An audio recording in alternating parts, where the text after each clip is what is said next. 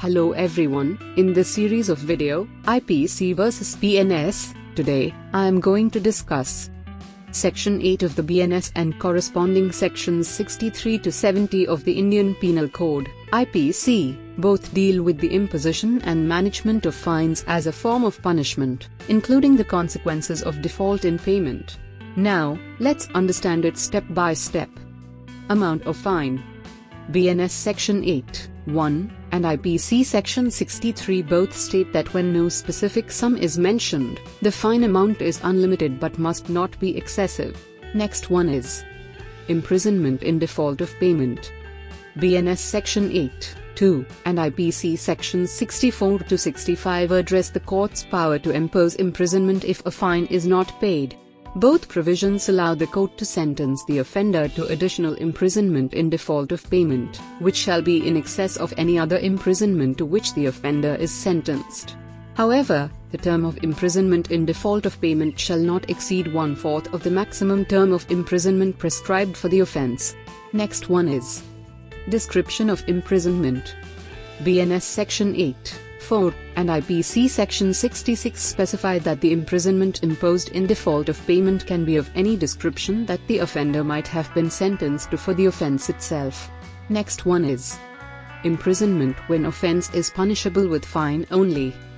BNS Section 8(5) and IPC Section 67 cover scenarios where the offence is punishable only with a fine. Both sections mandate that the default imprisonment should be simple and detail the maximum terms based on the fine amount. BNS provides specific durations based on modern monetary values and also added community service, while IPC uses outdated values. Next one is termination of imprisonment on payment. BNS Section 8(6) and IPC Sections 68 and 69 discuss how imprisonment in default of payment will terminate once the fine is paid or levied. They also detail how partial payments of the fine affect the term of imprisonment, using identical illustrations to clarify.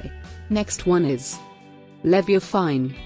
BNS Section 8(7) and IPC Section 70 outline the procedure for levying unpaid fines, stating that the fine can be levied within 6 years after the sentence, or until the imprisonment period ends if longer than 6 years. Both sections specify that the death of the offender does not discharge the liability of any property for the unpaid fine.